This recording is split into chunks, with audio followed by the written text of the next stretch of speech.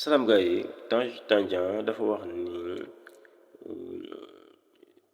Guy Marius Sagna tub gi du dëgg ci moom parce que jigéen a tax mu tub li ñu ko wax mooy félicité Guy Marius Sagna ci courage bi mu am ni ko dalal ak jàmm lislaam mi ngi noonu sa kër la diine la joo xam ni suñu borom moo ko tànnal boppam mu teg ko ci jëpp diine joo xam ne si mi ngi traîner ci kaw suuf voilà kon Guy Marius Sagna yaa moom la Tange Tandian yow ci sa jëmmi bopp étant musulman boo xoolee sa jëmmi bopp ji wóoroo mën a indexé kenn koo xam ne si am na leen doo koy reproché ci loo xam ni luy xeeb wàllu ngëmam la parce que say wax amul dara lu ci ab jullit mën a jàngee jariñoo ci loo xam ne si ci wàllu diineem la mu jariñ ko ci digganteem ak boromam wala ci digganteem ak yonente bi wala ci digganteem ak ay waajuram gisuma ko ci say wax gisuma ci say jëf loo xam ni ab jullit mën na cee jariñoo digganteem ak boromam digganteem ak moromam digganteem ak société bi gisuma ko ci say jëf sa comportement yoroo comportement wu jullit parce que jullit du jàpp aw yaramam def ko nii du jàpp ab boppam def ko nii ba pare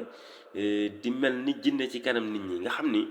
képp ku la xool bu fekkee papam nga dina ni sama papa ji kat yoon wa nga xam ni moom foofa la waroon a jaar am comportement bu am solo bu normal boo xam ne képp ku ko gis naw ko ci wàcc na yoon woowu kon sa comportement amul dara lu mën a jàngal ab jullit ci digganteem ak boromam sa comportement amul dara lu mën a jàngal ab jullit ci digganteem ak moromam sa comportement amul dara lu mën a jàngal jullit ci digganteem ak société bi parce que nekkul comportement bu baax yow soo xoolee Guy Marius Sagna mi ngay wax nii di ko attaqué boo xoolee comportement ni mu simple nga xam ne si amul dara lu muy def ci boppam bi doo gis mu watuwul watisi wu bon solowul solini wu bon doxaliwul doxalin wu bon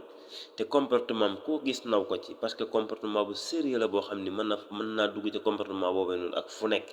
te sa comportement bii am na foo xam ni boo fa doon dugg di nga sol mbaxana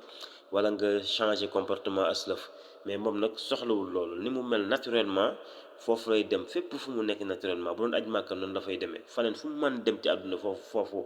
ni ko yàlla binde muy naturel noonu la fay demee yow nag kuy war a xoolaat sa bopp nga parce que ay bêtises yu bëri jaar na ci sa làmmiñ woowu nga amoon fi ay jafe-jafe yoo xam ne si say audio génnoon ba nga dem ba nga wàññi woon yu bëri dem nga nag léegi ba daal di yaakaar ni da ngaa wuti doole dikk pour attaquer sa waat mais attaque boobu noonu mooy nekk li nga xam ni moo lay suulati attaque boobu moo lay suul parce que doomu aadama yi xam nañ la bu baax a baax te ñi la xam soo teggiwul sa tànk dinañ la gën a yulli ci penc mi te penc mi buñ yullee sa lépp ci penc mi sa dara dootul jag parce que kenn dootu la nawloo kenn dootul nawloo ku la nawloo fépp foo jublu sax nit ñi dootuñu fa jublu misaal mi sa xam nga site la xam nga lu mu demee noonu nga nekk ci di yëngatu nga xam si yow journaliste bu mag nga donc nag ni war naa fekk sa site bi nekk site bu am doole boo xam ne si dinay générer ay vues yu bëree mais gis nga ko malheureusement parce que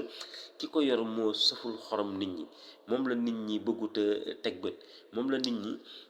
bëggul di déglu parce que xam nañ ni duñ fa jëlee dara lu am solo lu leen mën a jariñ ci seen diggante